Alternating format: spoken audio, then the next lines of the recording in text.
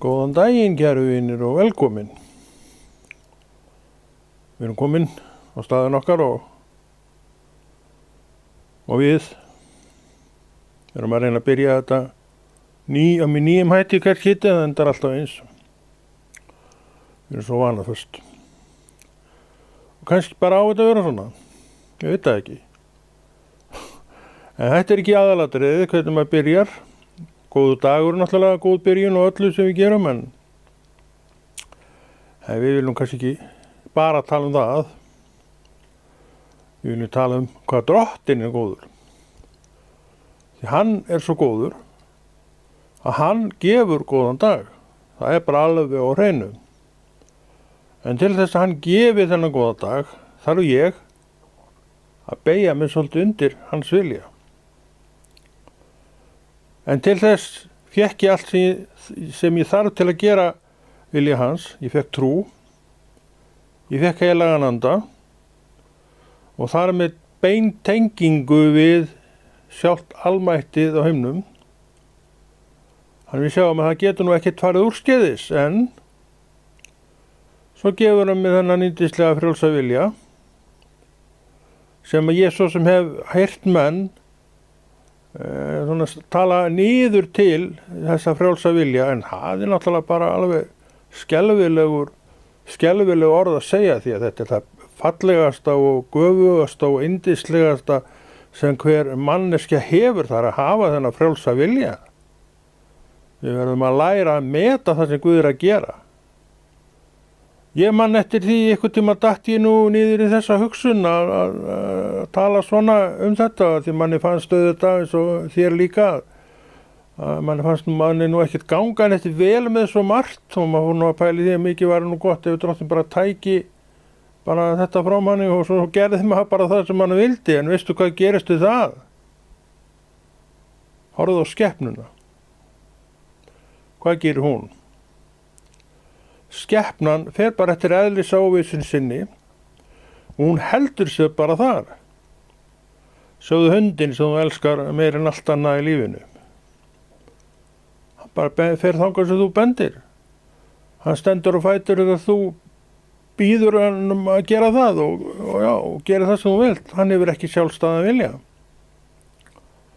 Ég held að við myndum nú ekki vilja hafa þetta svona, en svona væri þetta. Ef Drottinn tæki frá okkur þennan frjálsa vilja, því að minn frjálsi vilji, segðu það með mér, aðgreini mig frá skepnunum. Þannig að skepnan, hún er ekki vandinn, ef svo má segja, í heiminum. Það er ekki að völdum skepnana að það er til mengun í heiminum.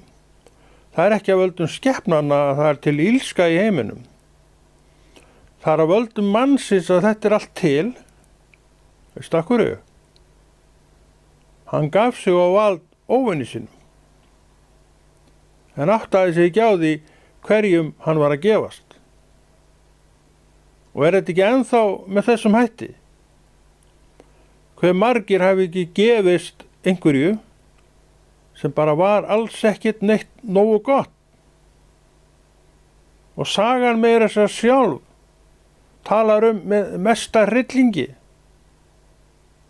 Og við lesum þetta og hitt og við gerum það þó að sé löngu liðin tíð með mesta hryllingi. Samt segi ég frjálsa viljan, hann er eitt af fallegasta sem Drottinn gaf manninum.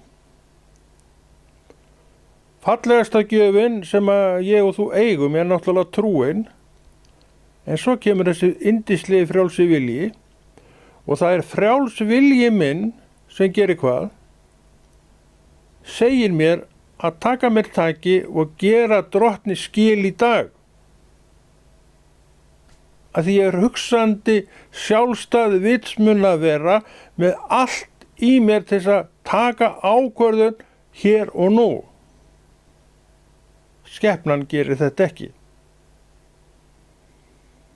Þannig að munurinn á skepnu og manni, já, hvernig getur við eiginlega dæmt metið þennan mun? Það er bara ekki hægt. Þetta er algjörlega sitt hvað. Drottinn segir að þú getur tamið hvaða skepnu sem er. Og tamin skepna, tamningin felst í því, eins og þú veist, að þú gerir skepnuna undirgefin þér. En sem sagt, hún verður undirgefin manninum. Og hvað er svo meira? Hún gerir bara það sem maðurinn býður. Svo hrossið sem hún rýður út á hverjum degi og þetta er mikill stólpa gripur, segir það, og fallegur hestur og æðislega gaman að ríða honum. En þetta er tamið dýr. Hann gerir ekkert nema það sem þú skipar honum. Hvort sem það er með bendingum eða hnippi eða jafnvel einhverju tali eða eitthvað, þá skynjar hann það og hann gerir þetta. Akkurri. Hann hefur ekki sjálfstæðan vilja. En skepnan, hún er yndisleg og falleg og allt saman það og það er gaman að umganga skepnur. Ég umgengi skepnur í mörg ár þó ég reyndar hafi ekki gert það núna í mörg ár en þá gerði ég það oft og átti skepnur sjálfur, ég átti hross sjálfur og líka þau vel, þannig að ég þekki þau ágætlega. En vitsmuna verur eru þeir ekki. Og stundum var maður nú svona, pældi maður nú í því að manni fannst þeir aldrei þekkja mann.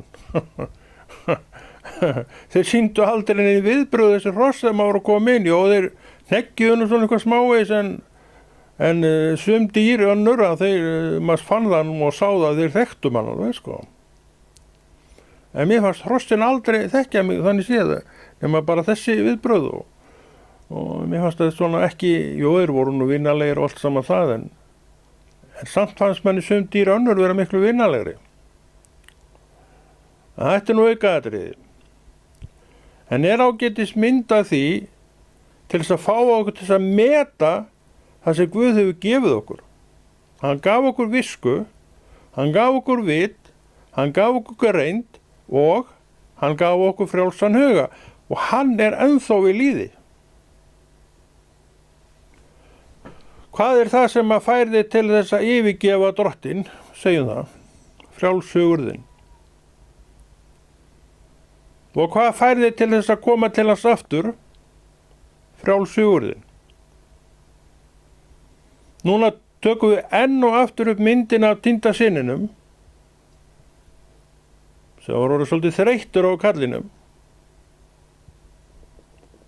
Og einn dag var hann búinn að fá upp í háls á ég veit ekki hverju, sjálfum sér sennilega. Og hann kemur til pappa föður síns og biður hann arfinn. Þetta er mjög einkennileg beiðni. Ég fatt ekki hvernig hún datt þetta í huga að biðja hann arfinn. Arfur kemur ekki fyrir en manneskja látin. Hann kemur, hann hefur verið svona foreldur strákurinn, það er engin spurning. Og hann kemur til pappa síns og biður hann bara þetta. Og pappinn er faðirinn sem sagt, Guð í kærleika sínum, bara lætur þetta eftir honum. Þetta er mjög, ef við spáum í þetta, þá er þetta mjög einkennileg saga, alveg sama hvernig við lítum á hana. Að stráknum skildi láta sér detta þetta í hugan en þetta alveg stór undarlegt. Og faðirinn skildi láta þetta eftir honum er ekkert annað en mynd af góðmennsku hans. Hann vissi þetta hvað arfur er, það er engin maður að segja mér neitt það, hann hafi ekki vitað það. Og við vitum að arfur virkar ekki, getur aldrei komist til skila fyrir en að manneskju látinni. Þegar að faðir minn blessaður dó og blessi sér minning hans, þá kom svolítið sjóður, eða sem sagt fengum við svolítið í arf, það var nú svolítið uppað, En það var eftir að hann lést. Þá bara gerist þetta sjálfkrafa, lögum samkvæmt, að ætti að sko börnin, þau bara fá þetta. Þannig að þetta skiptist bara á milli okkar nokkra og hver fékk sitt. En hver af okkur ætli hafi dottið í hug eitt einasta skipti að knýja dyra hjá blessuðum kallinum og biðja hann þetta. Vá maður. Ég veit ekki, maður myndi sennilega aldrei fyrirgefa sér að maður verið svo rosalega heimskur að láta sér detta þetta í hug, en þetta gerir strákurinn í sögunni. Hann kemur til hans og segir þessi orð og við segjum þau, þetta er alveg stórfurðuleg beiðni því hún er það, og viðbrögð föðurins einnig á sinn hátt því hann lætur þetta undan honum. Hugsaðu þér. Þarna sér maður bara kærleika drottins til barnanna sinna, að hann er algjörlega án nokkura takmarkana. Hann sem sagt velur það, frjáls hugur hans, sagði honum að gera þetta og hann bara lét eftir honum. Og svo fer hann, ákveðin í því alveg pottið að koma aldrei aftur þangað, því að þarna var ekki verandi. Og svo byrjar dansinn, væni minn. Og hann fór ekki vel. Hann sólundaði þetta öllum eigum sínu, það segir frá því. Sjálfsagt verið vinamargur og spreðandi og blæðandi á báðar hendur, átt mikið að vinum vegna þess að hann var svo blæðandi, gjöfull á peningan sína. Svo fer þetta nú allt saman að þynnast og minnka og líklegt er þegar enginn var aurinn að hafa honum, þá bara fóru þeir allir, þessir svo kölluðu vinir, það nótt hannig. Svo gerist meira. Svo gerist hungursneið í þessu landi sem hann var staddur í. Og hvað merkir hungursneið? Hún merkir það að þú hefur enga vondið þess að fá þér matarbita. Veist akkur í? Hann er ekki til. Hann er ekki til í landinu. Það er hungursneið. Og hann er í öllu þessu ástandi. Og hann sér ekki neitt í raun, hann bara er þarna og Guð er gleymdur og virðist ekkert vera neitt að pæla í honum. Svo gengur þetta neðar. Og það segir frá því, það gaf honum enginn að eta. Og það er eðlilegt, því það var ekki til að eta. En samt einhvað sem að svínunum er gefið, eitthvað þar sem þau voru að eta, og hann hugsaði það dagurinn löng kannski að fá sér með þeim. Ég held að sé ekki hægt að komast neðar en þetta, en svona langt leiddi frjáls hugur mannsins þennan unga mann. En þá fyrst vaknar hann.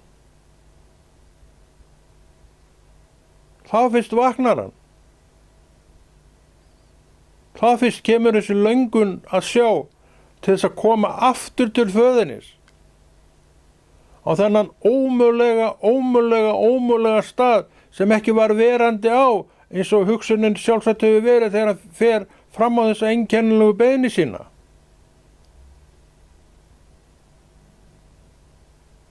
Og hann tekur sig upp, semur rullu, því hann vildi þetta blíðka föður sinn með orðum, við veitum alveg hvernig við erum,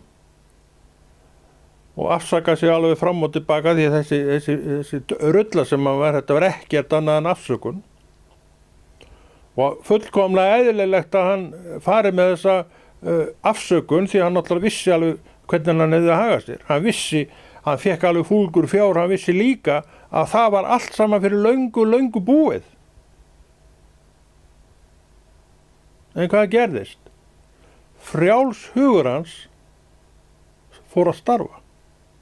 Hann hafði líka starfað í hitt skiptið, en með öfugum formerkjum. Núna byrjar hann að starfa með réttum formerkjum. Og hann fer að segja við sjálfan sig sannleikann. Það er svo mikilvægt við tölum sannleik. Hann gerði það ekki þegar hann ákvaða að fara og bara fá arfinn, takk fyrir. Þá var hann ekki að segja sjálfum sig sannleika. En þarna er hann að segja sjálfum sig sannleika sem meðal annars felst í því að hann segir við sig, mér þess að daglaunamennirnir, þeir hafa nóg að bíta og brenna. Þeir hafa húsaskjól og rúm og sæng og allt sem að ég hef ekki. Ég hef ekki neitt af þessu. Þetta var satt. Þarna talar hann til sig sannleikan. Og hann sér þarna von. Hann sér þarna ákveðna ákvörðun sem að muni leiða til góðs ef það verður tekið við hann aftur og það vissi hann ekki. Hann þekkti nú föður sinn ekki betur en svo, hann vissi það ekki. Hefði hann verið alveg 100% öruggur og þá hefði hann ekkert verið að semja ykkur rullu áður. Þá hefði hann bara komið. En faðirinn, hann gengur á stað, það er ekkert sagt neitt um það hvort þetta er löng leið eða stutt eða hvernig þetta var, en hann fer á stað og svo er að sjá, samkvæmt þessari sögu, að faðirinn hafi gáð oft að honum. Þetta er svona kærleikur föðurins til okkar, mín og þín, þessara frjálsbornu manneskja sem hugurinn bara á, frjálshugur á, og drottinn í raun og veru getur ekkert alveg 100% reiknað út hver hann sé þá og þá. Ef við skoðum þá sögu, þá sjáum við að svona er þetta. Við höfum séð svo ótal margt hjá fólki, trúuðu fólki sem fór með sjálft sig út í tóma þvælu. Drottinn greip ekkert inn í það.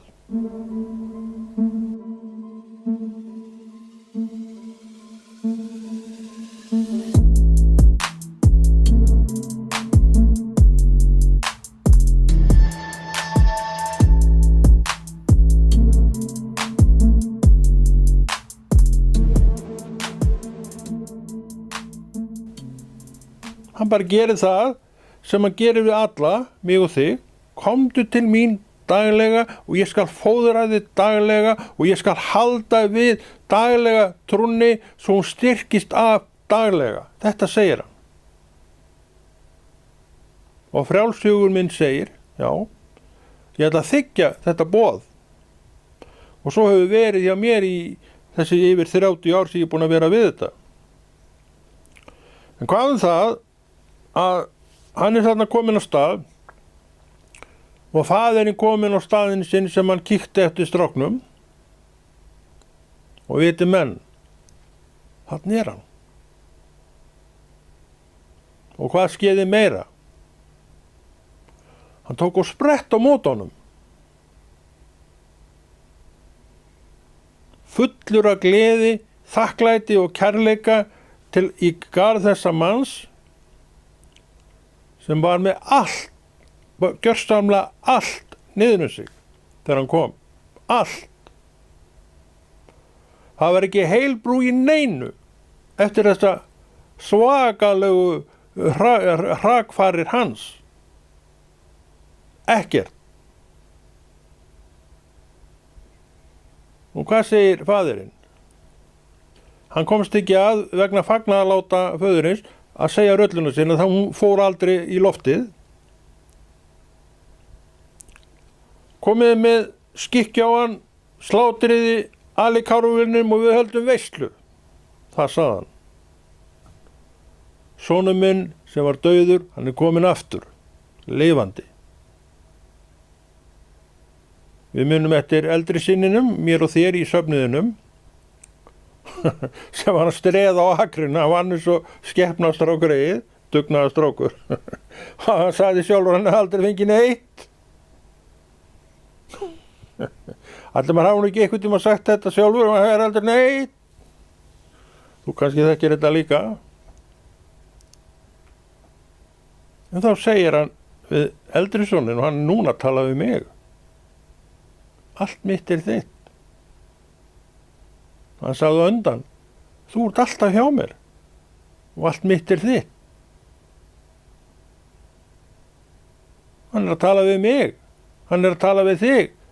Þú ert alltaf hjá mér. Allt mitt er þitt. Með öðrum orðum, hvað er hans? Þú fræðist um það í Biblíunni. Og þetta er enn ein hvatningin til mín og þín að við skulum vera vel að okkur í orði Guðs.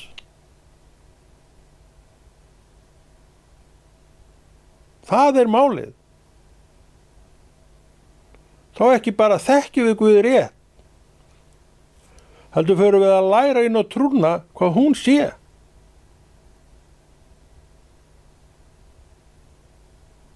Og þegar þú lært betur inn á trúna þá segiru, ég vil ekki sleppa þessu. Sama hvað gerist, þá skal trúin hanga eftir. Þó allt fari, þá skal trúin hanga eftir. Þetta er að vera með rétta sýn á hvað trú er og þetta er það sem Guð vill gefa þér. Það er ekki einhver einn ákveðnum sérkjörum hjá Drottni hvað þetta varðar. Það er ekki einhver einn sérkallaður til þess að skilja allt sem Guð segir og svo einhver annar sem skilur ekki neitt. Þarf alltaf að fá kennslu frá þessum sem skilur allt. Nei. Byttu Guð skilning. Hver sem þú ert og skilningunni kemur. Og þú tekur undir með mér og öllum hinum sem segja þetta. Þú, ég, við verðum að bera sjálfur og sjálf ábyrgð á trúnni. Þetta er auðvitað sannindi fyrir mér sem ég er búin að vita lungaða minni ævi, þannig ég var aldrei í þeim gír að kenna öðrum það hvernig ástandið á mér var. Það hefur aldrei verið í minni deild. Ég er alveg tilbúin til þess að taka það sem ég á, en ég tek ekki það sem ég á ekki. Því get ég lofað og það hveti ég til að gera fyrir þína parta. En þetta er nú sagan af týnda syninu sem við köllum. Hún heiti nú eiginlega ekki neitt þessi sagan. Ég held hún heiti það nú svona hjá flestum týndi sonurinn. En þetta er mjög mögnuð saga. Þetta er saga sem ég er búin að vera með hjá mér alveg síðan ég las hana fyrst fyrir 30 árum líklega. Og ég veit ekki hvað oft ég hef lagt út af henni út frá þessari sögu í því sem ég er að gera. Og við vorum ennþá einu sinni að tjá okkur og fá svona nýja vinkil á þessa sögu. Hún er endalaus af vinklum. Akkurju. Drottinn sjálfur, höfundur þessara sögu, er óþrjótandi. Þess vegna verður orð Guðs aldrei tugga. Tugga, endurtekin tugga út í eitt. En samt getum við sagt og sagt með sanni að við höfum verið að tala sömu ræðuna bara út í eitt. Það er þessi stóri Guð sem gerir að verkum að þú finnur eitthvað nýtt í henni.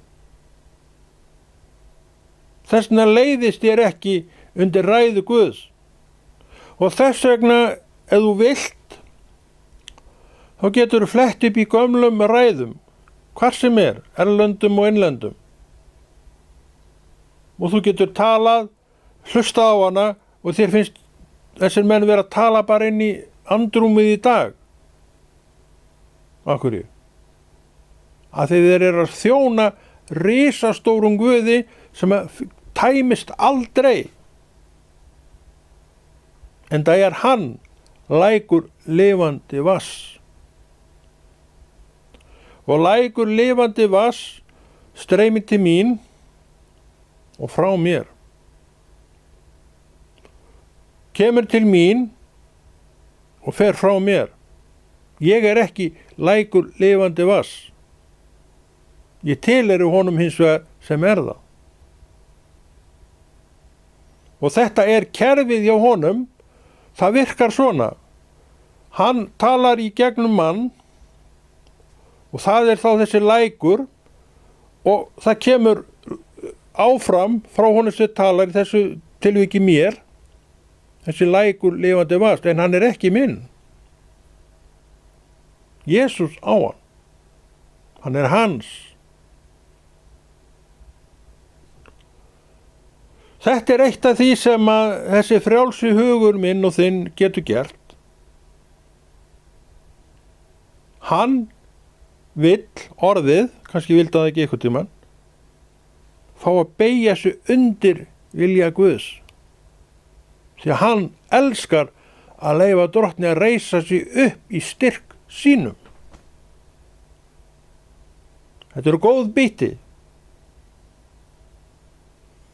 Ef þú nær þessu, og ég veit að margir ná því, og ég hvet þig til að ná því, þá skalt þú aldrei verða að hroka neinum að bráð. Og það er svo margt sem að gerir þegar drotti reisir þið upp í sér. Eins og til dæmis, það mun aldrei koma lygi frá þínum vörum. Það mun koma viska af þínum vörum. Guðlega viska.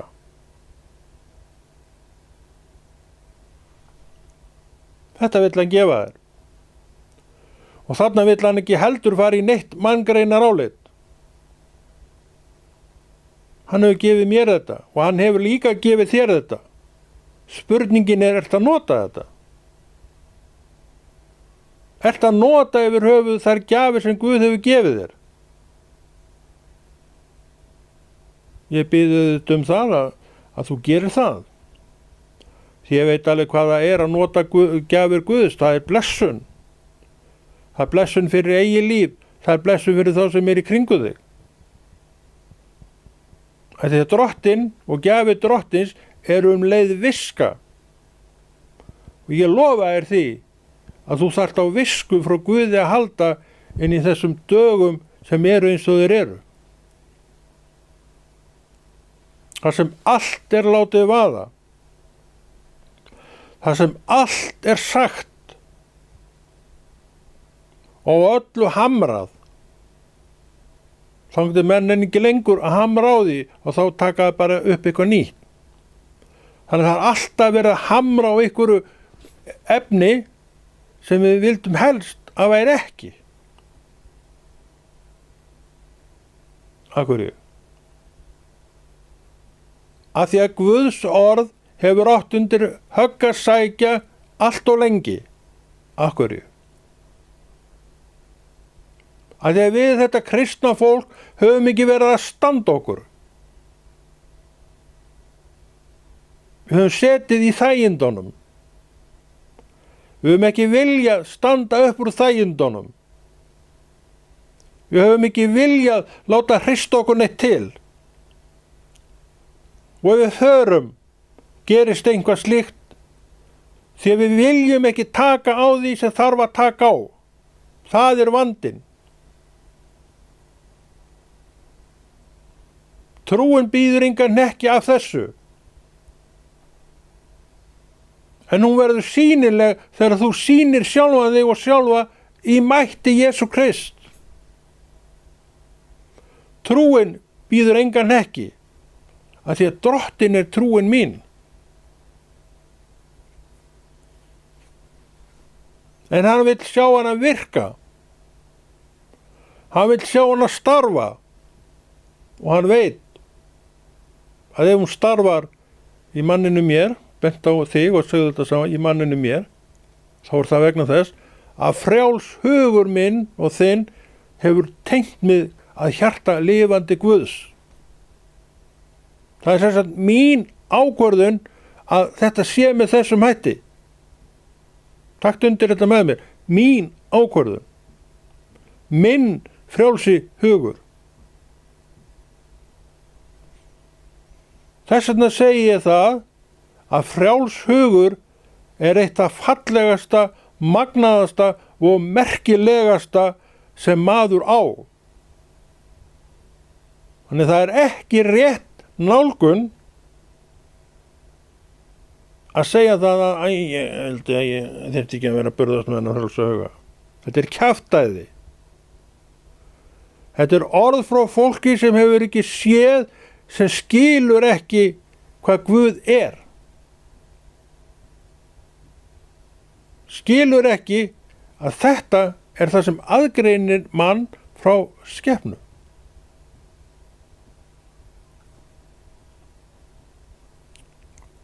Ef þú skoðar þetta mál í róliheitum og í svona einhverju alvöru, þá held ég að þú myndir komast að annarri niðurstöðu. Þú myndir sjá það hvað þetta er stór merkileg gjöf.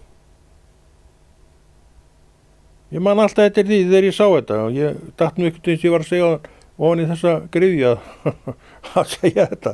En ég held að hafa nú reyndar aldrei staðið lengi, en svo fékk ég opinberan á þessum að wow. Svo síðan ég sagði þetta er það fallegast að segja á. Fyrir utan auðvitað trúna og aðgengið að Jesú Kristi. Við eigum að meta það sem við eigum. Og að því við vitum hvernig þetta virkar, veistu hvað gerist á? Þá er öll von til þess að þú og ég förum að beina þessum frjálsa huga að því hann er frjáls og ég stjórn honum að hjarta drottins. Og hann tekur undir þetta og hann verður með í þessu. Að því hann veit að þetta er það besta.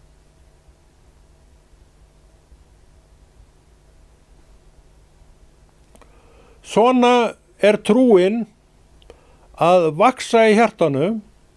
Hún vex í hjartanu af skilningnum sem þú færð. Við tölum það hérna í upphafi að týndi sonurinn tók vilja ákvörðun og fór. Og týndi sonurinn tók vilja ákvörðun og kom til föðunis. Það var ekkert annað sem að dreifa hann aftur heim nema þessi frjálsa vilja ákvörðun hans. Og þess vegna fagnaði föðurinn, en eldri strákurinn sá þetta ekki. Með öðrum orðum, söfnuðurinn sá þetta ekki. Hann var bara reiður, þungur og þreyttur.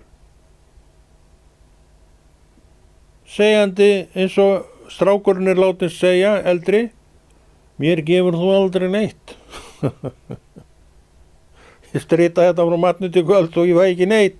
Það segir Ingi við mig takk einu sinni. Er þetta ekki svolítið ég og þú?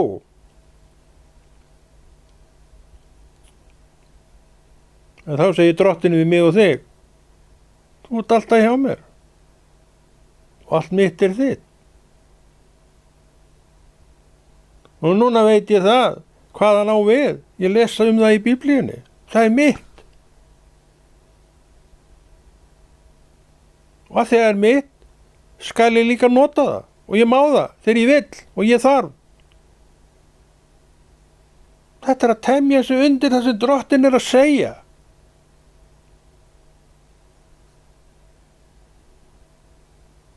Þá er trúin líka gagnast okkur. Hún er að gera það sem hún getur fyrir okkur. En sjáu þið ekki hvernig drottinn hefur gert þetta, að þú verður alltaf að koma til hans. Þú verður alltaf að koma til hans. Og meira að segja erum við með mynd af því þegar að týndi sonurinn horfir og vaknar og rumskar þegar hann horfir ofan í dallinn og sér bara eymd. Sér ekki neitt nema eymd og meiri eymd. Hann var komin í neðstu tröppu. Hvar er þú? Kannski bara reið og bitur manneskja. En ég bið Guð að þú hristir þetta af þér. En þú verður að sjá þá og þú sért þetta. Ef þú sér þetta ekki, þá breytist heldur ekki neitt hjá þér, minn elskaði vinur. en ég vil að það breytist hjá þér það sem þarf að breytast. Og ég bið Guð að sýna þér það sem þarf að breytast. Og ég bið Guð að hann sjái til þess að þú komir þá þessi iðrandi manneskja til hans. Það þýðir ekkert fram yfir honum að bera upp ykkar afsakanir. Það þýðir ekki neitt. En hann vil taka við þér. Hann tekur heldur ekki við ákærum á hendur bræðra og systra af þinni hendi. En hann tilbúinn til þess að taka við þér.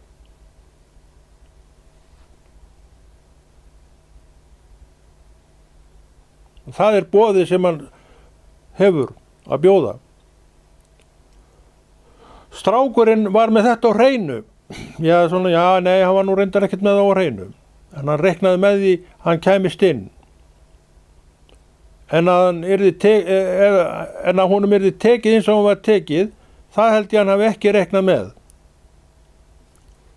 Hann þekkti ekki kærleika föðurins. Og ég spyr að lokum, minn elskaði vinur, þekkir þú kærleika föðurins? Drottinn vill sýna þér hver kærleikur hans er. En þú verður að koma til hans. Mundu það. Það eru býttin og það eru góð býtti. Því að þú kemur til hans í auðmýkt. Og höfum gott af því að sýna á okkur auðmýkt. Því get ég lofað þér. Í Jesú nafni, en við segjum þetta gott í dag og Konráð Rúnar Friðfinnsson þakka fyrir sig og heldur þessu góða verki Drottins áfram.